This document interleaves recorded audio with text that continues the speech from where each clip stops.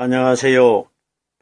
저는 성경 속에 감춰져 있는 하나님의 비밀이 되신 예수 그리스도에 관한 신비의 말씀을 전하는 영마루입니다. 오늘은 구약 성경 레위기 17장 10절 말씀을 시작하여 레위기 17장 12절 말씀 속에 기록되어 있는 생명은 피에 있다는 제목의 말씀을 영적으로 해석해 보겠습니다. 그럼 오늘 본문 말씀 레위기 17장 10절 말씀을 열도록 하겠습니다. 무릇 이스라엘 집 사람이나 그들 중에 우거하는 타국인 중에 어떤 피든지 먹는 자가 있으면 내가 그 피 먹는 사람에게 진노하여 그를 백성 중에서 끊으리니. 성경에 문맥적으로 기록되어 있는 대로 이 말씀을 깨달아 보면은 성령의 도움이 없이 죄를 가진 사람의 생각으로 깨달는 것을 제가 말씀드리는 겁니다. 그럼 결론적으로 영적으로 말씀을 깨달지를 못하고 세상의 사람이 가리키는 지식적으로 깨달는 것을 제가 설명드리는 것입니다. 기록된 대로 우리가 깨달아 보면 어떻게 이 줄거리를 해석할 수 있느냐 하면은 하나님께서 이스라엘 백성들에게 어떤 피든지 동물의 피를 피채 먹는 사람이 있으면은 하나님께서 진노하셔가지고 그들을 백성 중에서 끊어버린다고 합니다. 그럼 보세요. 구약 성경을 우리가 자세하게 분석을 해보면은 구약 시대 때에 이스라엘 백성들이 동물을 잡아가지고 고기를 피채 먹어가지고 광야에서 죽었다는 사건은 기록이 되어 있질 않습니다. 보세요. 성경을 우리가 보십시오. 하나님은 피를 마시지 말라고 하셨는데 구약 성경에 이스라엘 백성들이 피 때문에 어떤 사건이 일어나가지고 이스라엘 백성들이 끊어진 사건은 없단 말입니다. 자, 그럼 보세요. 하나님께서 성경 여러 곳에 짐승의 피를 먹지 말라고 말씀하셨습니다. 그럼 우리가 이 말씀을 사람의 생각으로 깨달으면은 조금 전에 제가 설명한 이 내용의 줄거리가 맞습니다. 그러나 이 말씀은 오늘날 우리 시대는 영적인 시대입니다. 우리는 성령 시대에 살고 있습니다. 그러면은 성경에 기록되어 있는 모든 말씀은 성령 시대에 기준되어 가지고 기록되어 있는 겁니다. 오늘날 우리들에게 기록하신 것입니다. 그러면은 이 말씀을 성령의 도우심을, 성령의 인도하심을 통하여 이 말씀을 깨달으면 현재 오늘날 이 땅에 살고 있는 우리들에게 현실에 적용이 된다는 것입니다. 영적으로 이 말씀을 깨달아 보면은, 육적으로 깨달으면은 현재 이 땅에 살고 있는 우리들에게 이 말씀이 현실적으로 적용이 되지 않는데, 이 말씀을 하나님 기준에서 영적으로 깨달아 보면은 이 말씀이 우리에게 완벽하게 적용이 될 수 있도록 말씀이 기록되어 있다는 것입니다.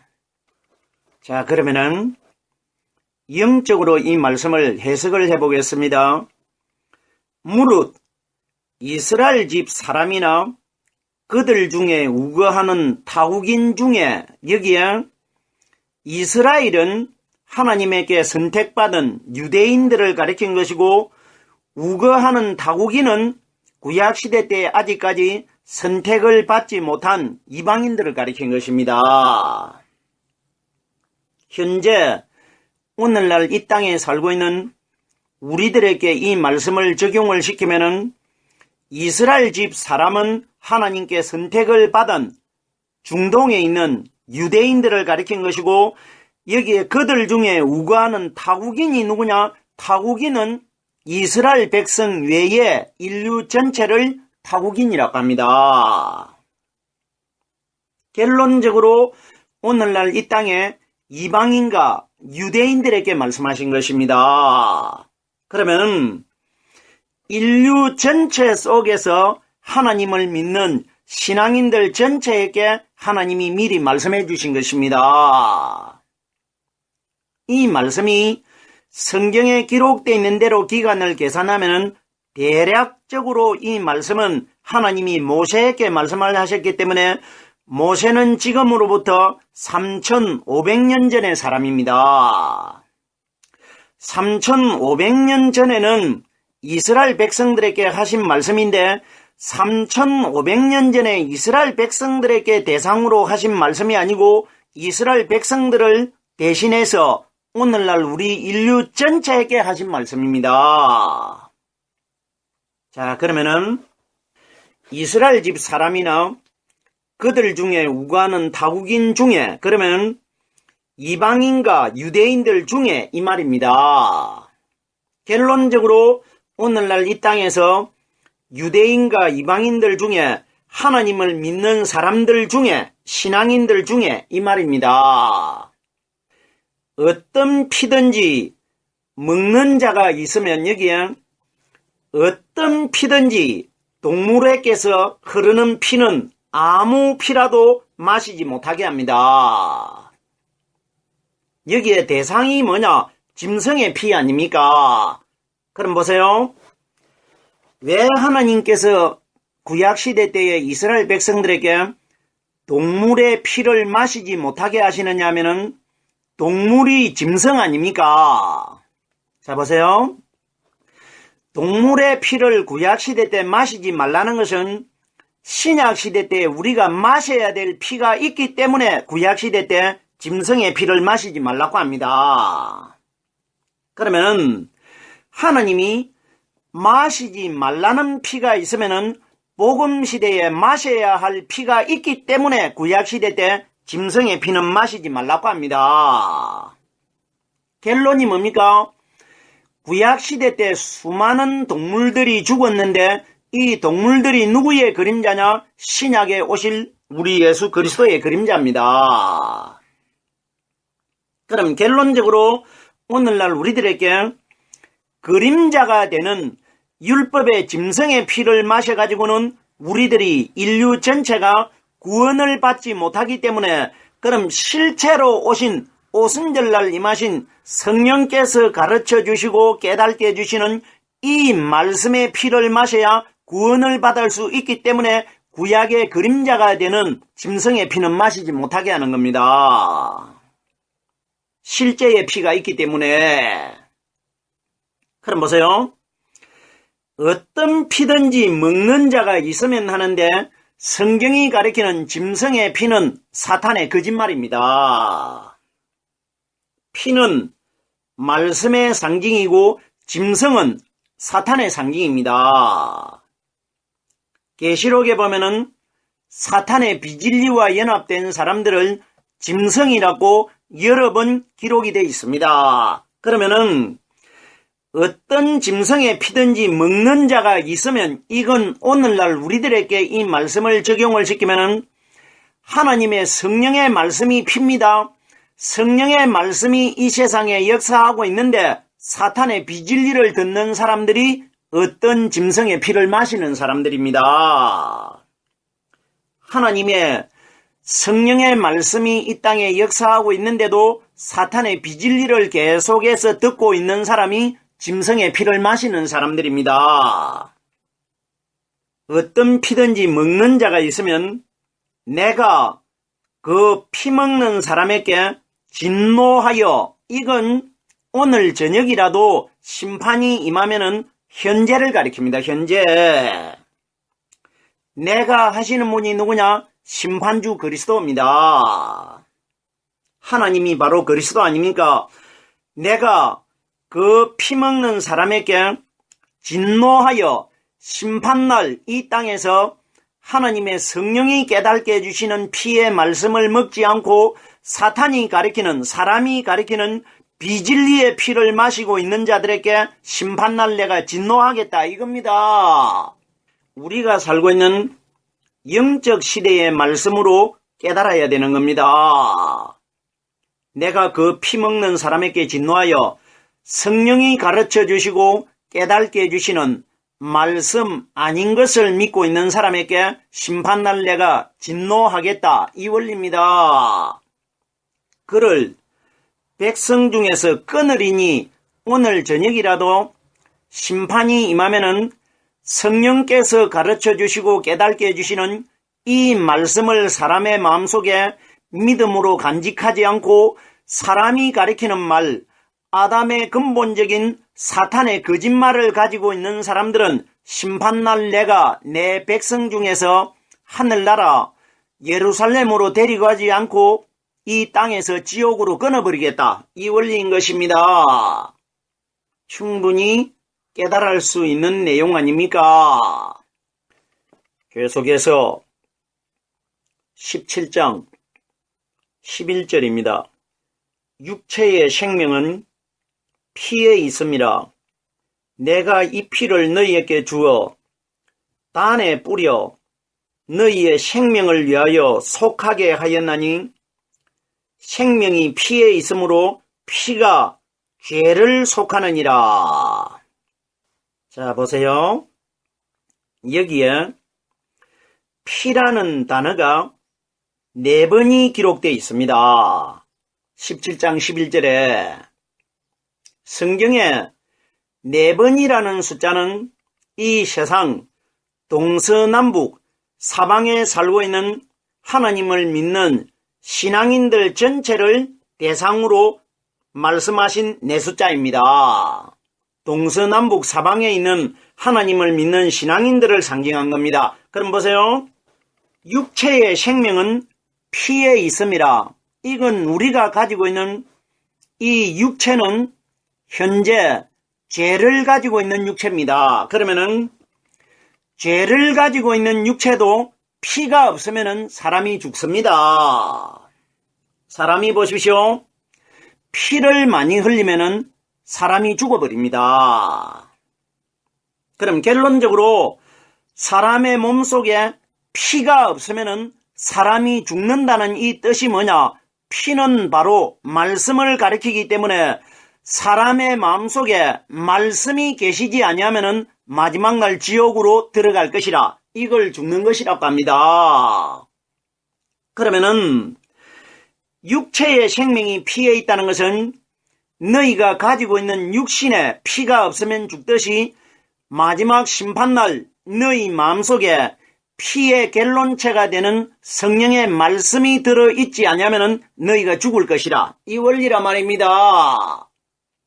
그러면 육체의 생명은 피에 있다는 것은 오늘 저녁이라도 심판이 임하면 피가 성령이 가리키는 말씀이기 때문에 말씀이 들어있지 않는 사람은 그 마음속에 하나님과 함께 할 수 있는 영원한 생명이 들어있지 않기 때문에 육체의 생명은 피에 있다는 것은 우리가 영원한 육체를 가지고 하나님과 신령한 몸으로 함께 살 수 있는 길은 말씀밖에 없다는 것입니다. 너희가 영원한 육체로 영원히 살 수 있는 길은 피 한 가지밖에 없다. 피가 말씀입니다. 그러면 육체의 생명은 피에 있음이라 영원히 살 수 있는 길은 말씀에 있다는 것입니다. 이걸 우리에게 말씀해 주시는 것입니다. 중요한 것은 피가 말씀이라는 것입니다. 이 원리를 반드시 깨달아야 됩니다. 우리들이 오늘날 믿고 있는 피가 예수님이 십자가 위에서 흘린 피다. 이 원리 아닙니다. 예수님이 십자가 위에서 흘린 피는 성령의 말씀의 그림자입니다. 육체의 생명은 피에 있음이라 내가 이 피를 너희에게 주어 보세요. 구약시대 때 정말로 동물들을 잡았을 때에 그 피를 하나님께 받았습니까? 아니질 않습니까? 근데 보세요. 하나님께서 내가 이 피를 너희에게 주어, 이건 무슨 이야기냐? 현재 우리가 살고 있는 이 시대를 가리킵니다. 현재 이 시대를.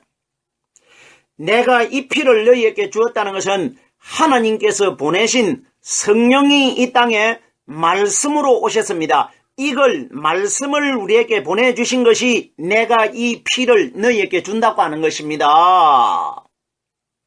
오늘날 현재 이 땅에 살고 있는 우리들에게 피의 복음의 말씀을 우리들에게 주실 것이라. 이것이 내가 이 피를 너희에게 주어, 내가 하시는 분은 오순절날 오신 성령이 우리에게 깨닫게 해주시는 말씀을 가리킨 것이고, 이 피를 너희에게 준다는 것은 성령이 우리에게 깨닫게 해주시는 말씀을 우리에게 하나님이 제공해 주시고 있다. 이 원리입니다. 단에 뿌려 성경이 가리키는 단이 뭐냐? 단은 사람의 몸을 단이라고 합니다. 피를 단에 뿌리는 것은 우리 마음속에 오순절날 임하신 성령께서 우리 마음에서 가르쳐 주시고 깨닫게 해주시는 이 말씀이 우리 단에 뿌려진 겁니다. 단은 사람을 가리킵니다. 우리 예수님을 가리키고 이 땅에 성령으로 말씀 깨달은 사람들을 단이라고 합니다. 뿌렸다는 것은 씨를 뿌립니다. 씨는 말씀 아닙니까? 우리 예수님이 마태복음 13장에 씨 뿌리는 비유에 관하여 말씀해 주셨지 않습니까? 여기에 단에 뿌린다는 것은 말씀이 우리 마음속에 깨달아지는 원리를 단에 피를 뿌린 것이라고 합니다. 씨가 말씀입니다. 물도 뿌리는 것이고 피도 뿌리는 것이고 씨도 뿌리는데 이 세 가지가 다 성령의 말씀이라 말입니다. 단에 뿌려 너희의 생명을 위하여 속하게 하였나니, 마지막 심판날 구약에 뿌려졌던 짐승의 피를 가리킨 것이 아니고, 심판날이 오늘 저녁이라도 임하면은 우리 마음속에 성령으로 깨달은 말씀의 복음이 뿌려져 있는 사람이 마지막 날 생명을 위하여 예수님에게 속하여 선택된다는 것입니다. 이것이 피를 뿌려 생명을 위하여 속하게 하였나니, 마지막 심판날 성령으로 깨달은 말씀이 마음속에 가지고 있는 사람이 예수님에게 속하여 선택될 것이라. 이 원리라 말입니다. 결론적으로 성령이 가르쳐 주시는 말씀이 피의 상징이기 때문에 말씀을 깨닫고 있는 사람들이 그 말씀 때문에 내가 영원한 생명으로 심판주에게 속하여 선택될 것이라. 이 원리인 것입니다. 생명이 피에 있으므로 피에게 생명이 있다는 뜻이 아니고 말씀에게 생명이 있다 이겁니다. 정확하게 말씀이 피입니다. 생명이 피에 있으므로 마지막 날 내가 영원한 생명을 얻기 위해서는 말씀 안에 있어야 됩니다. 이것이 생명이 피에 있으므로 생명이 말씀 안에 있다. 이 원리입니다. 생명이 피에 있으므로 피가 죄를 속하느니라. 자 보세요. 솔직히 어떻게 사람에게서 흐르는 피가 죄를 속할 수가 있습니까? 결론은 말씀 아닙니까? 오늘 우리 시대에 보세요. 현재 이 땅에 살고 있는 우리들이 어떻게 예수님 피를 볼 수도 없고 예수님 피를 손가락에 찍어가지고 한 방울도 취할 수가 없는데 어떻게 예수님의 피가 우리를 죄를 사합니까? 결론적으로 피가 죄를 속한다는 것은 피가 말씀이기 때문에 말씀이 우리 죄를 깨끗하게 하실 것 아닙니까? 마지막 심판날 성령으로 깨달은 말씀 가진 사람이 죄를 가지고 있는 몸이 변화를 받아가지고 새로운 성령의 몸으로 거듭나게 될 것이라. 이것이 피가 죄를 속하는 것이 아니라 말씀이 죄를 속하게 될 것이라. 이 원리라 말입니다. 계속해서 생명의 피에 관한 내용의 말씀, 레위기 17장 12절 마지막 구절입니다. 그러므로 내가 이스라엘 자손에게 말하기를 너희 중에 아무도 피를 먹지 말며 너희 중에 우거하는 타국인이라도 피를 먹지 말라 하였나니, 결론이 뭡니까? 짐승의 피를 먹지 말라는 뜻은 사탄의 비진리를 받아 먹지 말라, 이 원리 아닙니까? 보세요. 내가 이스라엘 자손에게 말하기를 하는데, 성경이 가리키는 이스라엘 자손은 중동에 있는 조그만 나라, 그 이스라엘은 오늘날 현재 이 땅에 이방인과 유대인들 중에 하나님을 믿는 신령한 백성들을 다 가리켜 이스라엘 자손이라고 합니다. 그러면 내가 이스라엘 자손에게 말하기를 하는 것은 성경에 기록된 이 말씀이 바로 하나님 말씀입니다. 그럼 오늘날 이 땅에 하나님을 믿는 신앙인들 전체에게 하나님이 말씀해 주시는 것입니다. 이걸 이스라엘 자손에게 말씀해 주시고 있는 것, 바로 오늘날 우리들에게 말씀해 주신 것입니다. 내가 이스라엘 자손에게 말하기를 너희 중에 아무도 피를 먹지 말며 이 세상에 있는 사람들에게 하나님이 주실 피가 있기 때문에 짐승의 피는 먹지 말라고 합니다. 구약에서 먹지 말라는 것은 신약에 먹을 피가 있기 때문에 구약에서 먹지 말라고 한 겁니다. 예수님께서 이 땅에 오셔가지고 내 살과 내 피를 마시지 아니하면은 너희 속에 생명이 없느니라, 이 피를 우리가 마셔야 되기 때문에 구약에서는 아직까지 성령으로 깨달음, 말씀이 오순절날부터 깨달아지기 때문에 그때부터 마셔야 되기 때문에 구약에서는 예수 그리스도의 성령이 오시기 전까지는 다른 피를 마시지 못하게 한 겁니다.